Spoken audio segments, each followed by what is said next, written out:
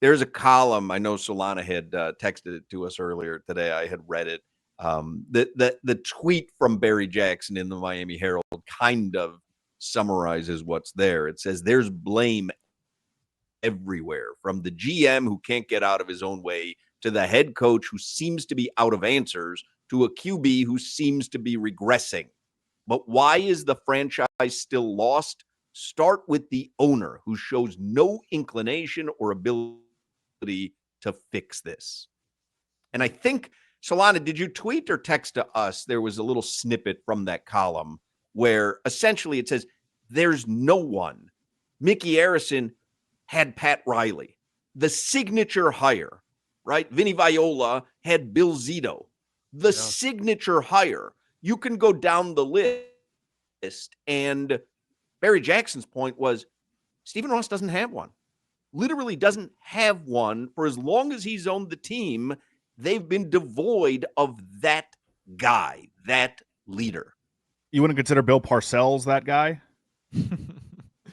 Well, he upped the golf cart game, obviously. I'm just saying. What did he do? But what did he do? But I'm just saying, at the time, that was the Pat Riley, that was the Bill Zito. It felt like it, but like that would be Pat Riley if Pat Riley petered out after 2.5 seasons and took all of Mickey Arison's money. That just made it seem like he hadn't tried to make a hire like that. He just promoted guys from within. No, like he tried that. No, he's not saying. What Barry Jackson's point is in the article is not that Stephen Ross hasn't tried. He states it very clearly. He presents, before he goes into all the shortcomings of the Chris Grier era and the Mike McDaniel era, he presents the facts that Stephen Ross has made several contributions to make Dolphins Stadium or Hard Rock Stadium a better environment. He's gone out. He's put resources into the organization, but he writes, the owners who leave an indelible mark hire at least one person who has a profoundly positive long-term impact on his or her franchise. And he points out Joe Robbie with Shula,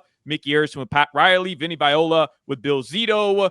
We're still waiting on Ross to find one in year 17. It's not just making the splash hire, it's the results that come with the splash hire.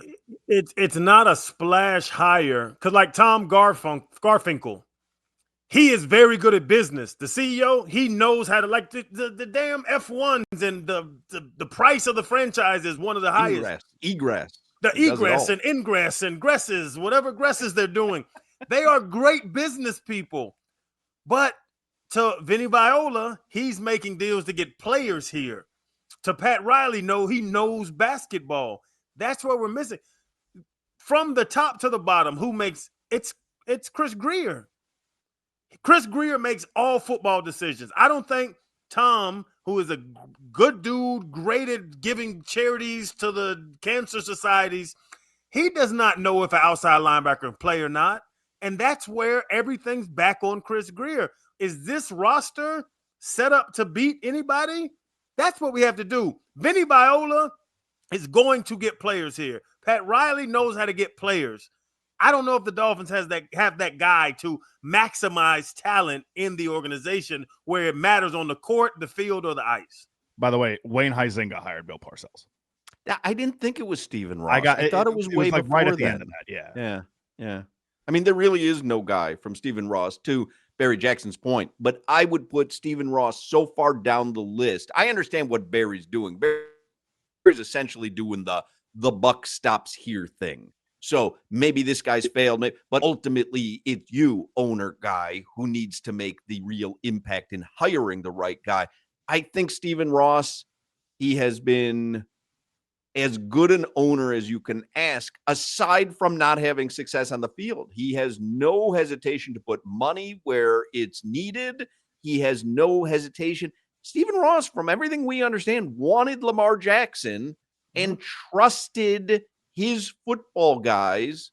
Didn't overrule them. And we see it time and time again, right? Where we go, that owner needs to stay in his lane, do what he does, own, let the football people decide. So I think Stephen Ross, for me, is really far down on the list of problems when it comes to the Dolphins. I mean, right now, it's a personnel problem, but it is also a coaching problem now, because I just don't understand how they could look the way they looked Sunday if you had a coach that had some modicum of control over. I mean, you have to be able to witness during training camp and practices and meetings.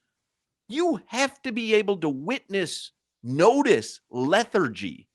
There's no way that the team there's no way Mike McDaniel didn't have warning that they were going to look like that. It is impossible to believe that they could look that lethargic and that disinterested and that unprepared and him not have any advance warning of it.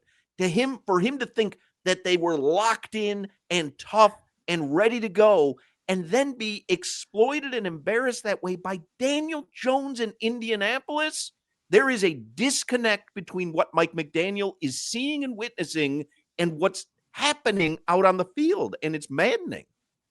And they'll tell you that, hey, you guys are more worried about so-and-so than we are. Greer did it with the offensive line last year, and I think one of the position coaches in the secondary did it this year with the cornerbacks.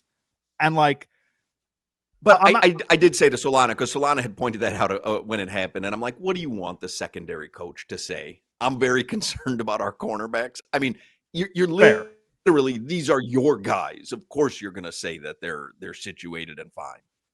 Fair.